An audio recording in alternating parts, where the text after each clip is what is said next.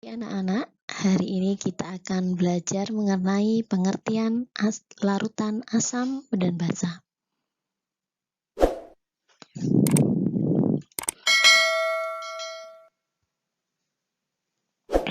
Tetap stay di rumah ya.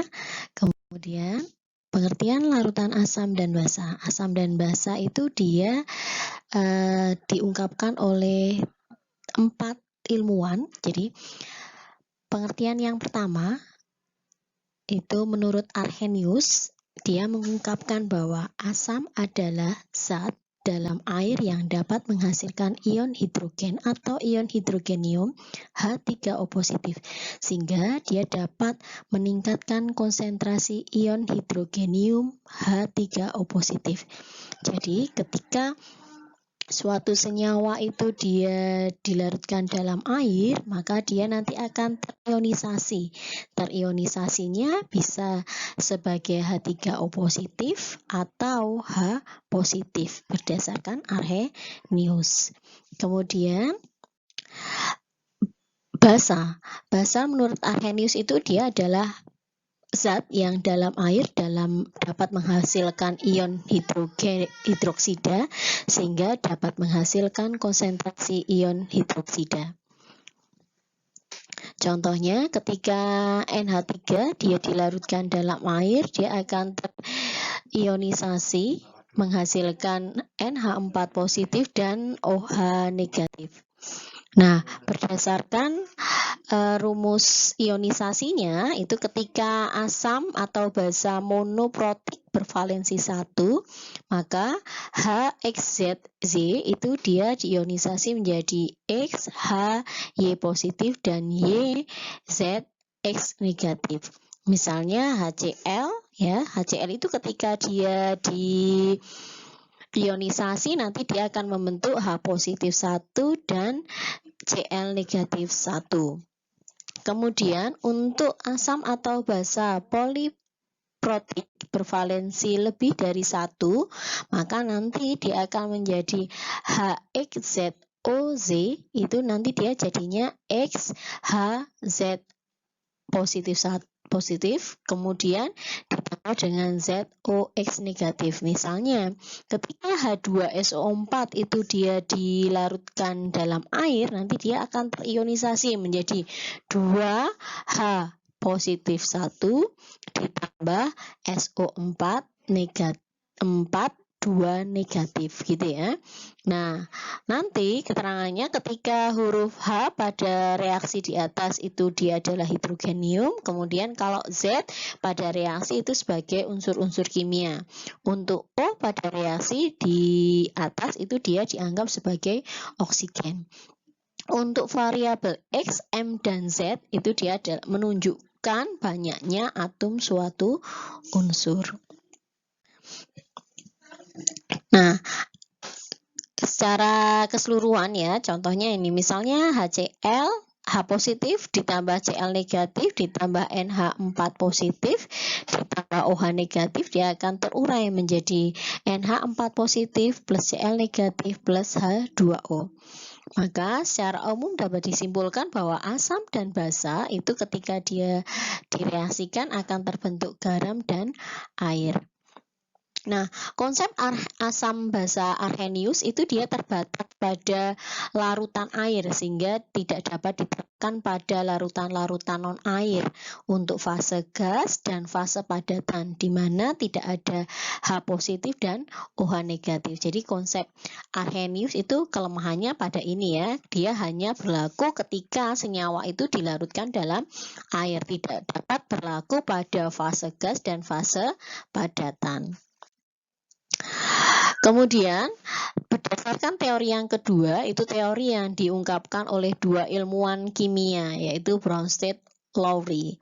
Nah, berdasarkan teorinya Bronsted-Lowry, asam itu adalah suatu senyawa yang dapat memberikan proton H positif atau disebut dengan donor proton. Kemudian, kalau basa itu adalah suatu senyawa yang dapat berperan sebagai penerima proton atau dia sebagai akseptor proton. Jika dilihat di sini, untuk mengingat-ingatnya ya. Jadi asam itu cirinya itu ketika senyawa itu mempunyai jumlah H yang lebih banyak daripada pasangannya. Kemudian kalau basa itu jumlah H-nya lebih sedikit dari pasangannya.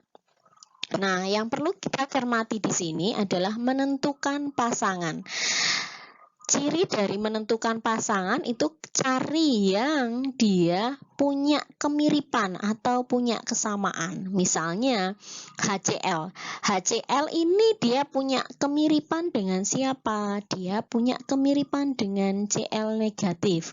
Kalau H2O dia punya kemiripan dengan H3O positif. Sehingga HCl ini adalah pasangan asam basa, konjugasinya adalah Cl negatif.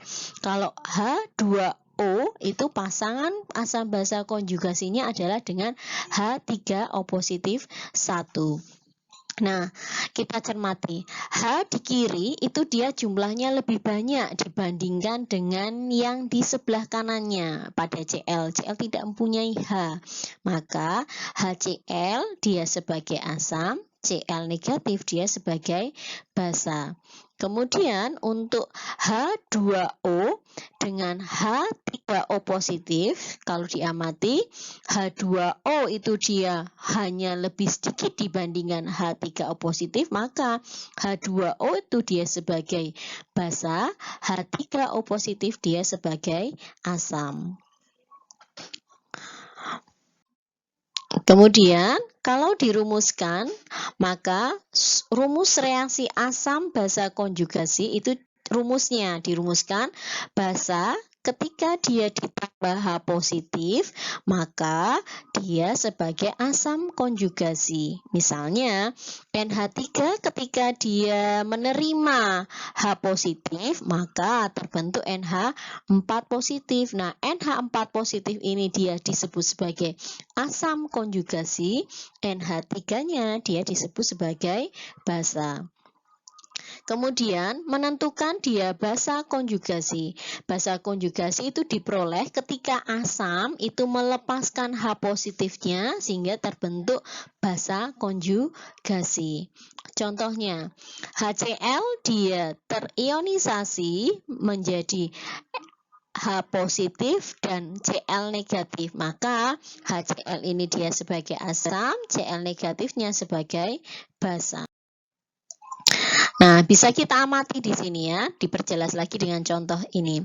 HF dia ditambah dengan H2O menjadi H3O positif plus F negatif.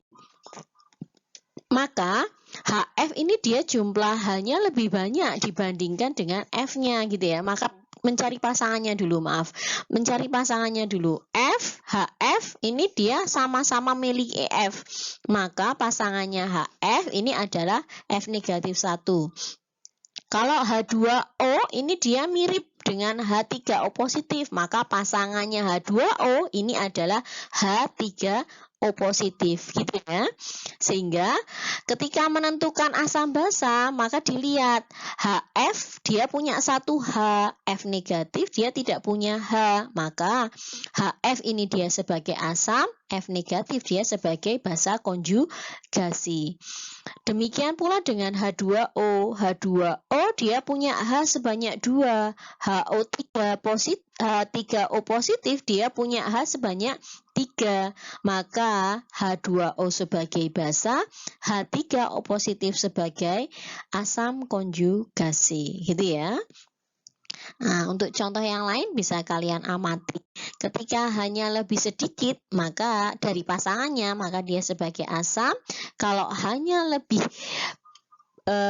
kalau hanya dia sebagai asam lebih banyak, kalau tidak punya H atau hanya lebih sedikit dia sebagai basa. Kalau yang lainnya, misalnya CH3COH, hanya dia ada 4. CH3COO- hanya cuma 3, maka CH3COH dia sebagai asam, CH3COO- dia sebagai basa, gitu ya. Kemudian kita masuk ke teori asam basa yang ketiga, yaitu teori asam basa menurut Lewis. Menurut Lewis, asam itu adalah senyawa kimia yang bertindak sebagai penerima pasangan elektron. Kalau basa adalah senyawa kimia yang bertindak sebagai pemberi pasangan elektron.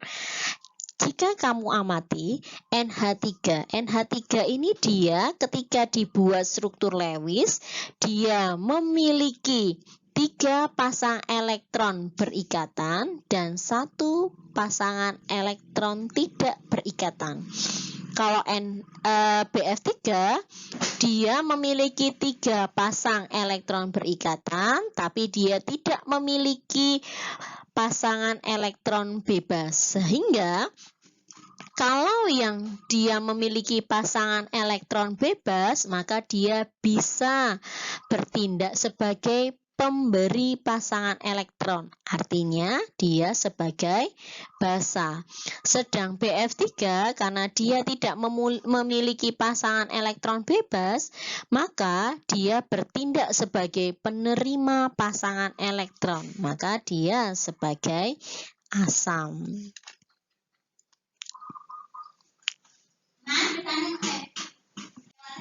Nah, sekian pembelajaran pada hari ini. Semoga bermanfaat bagi kalian semua ya.